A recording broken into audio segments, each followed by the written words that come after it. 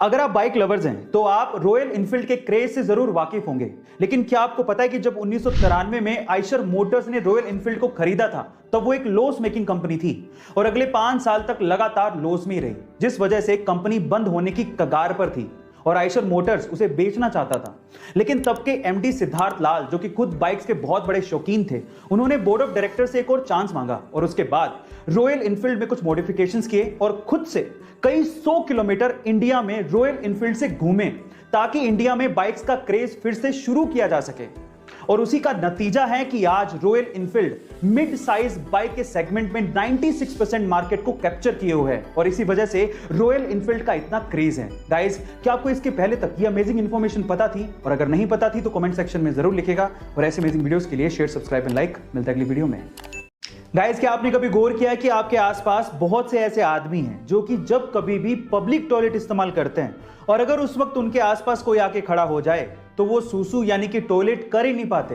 Guys, ये एक तरह की साइकोलॉजिकल बीमारी है जो कि दुनिया के 21% लोगों का है और इस बीमारी का नाम है पारूरेसिस। गाइस, ये एक तरह का सोशल फोबिया है जिसमें वो आदमी सिर्फ अकेले में ही सुसु कर पाता है और अगर उसके आसपास कोई आके खड़ा हो जाए तो ये फोबिया इतना पावरफुल है कि वो सुसु आते हुए भी नहीं कर पाता। गाइस, क्या आपको भी पारूरेसिस है? कमेंट सेक्शन में जरूर लिखिएगा और ऐसे अमेजिंग वीडियोस के लिए बहुत से लोग, इनफैक्ट एलोन मस्क भी इंसानी बस्ती को मार्स पे बसाना चाहते हैं, पर सवाल यह है कि हमने मार्स को ही क्यों चुना? चलिए मैं आपको इसके रीजन बताता हूं। सबसे पहला रीजन यह है कि मार्स ना ही ज्यादा गर्म है और ना ही ज्यादा ठंडा है। दूसरा, मार्स की मिट्टी में नमी पाई गई है। तीसरा, वहां पर पर्याप्त मात्रा में सनलाइट आती है जिससे हम लोग सोलर पावर पैदा कर सकते हैं। चौथा, मार्स के चारों तरफ एटमॉस्फेयर है जो कि हमें सन से आने वाली हार्मफुल कॉस्मिक रेज से बचा सकता है।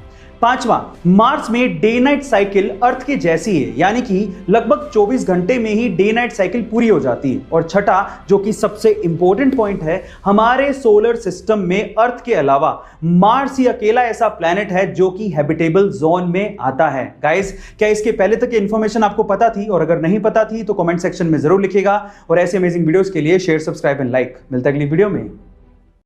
दुनिया में सबसे पहले सुपर कंप्यूटर 1964 में बनाया गया था, लेकिन अगर मैं आपसे सवाल पूछूं कि इंडिया में सबसे पहले सुपर कंप्यूटर किसने खरीदा था तो आप लोग क्या कहेंगे?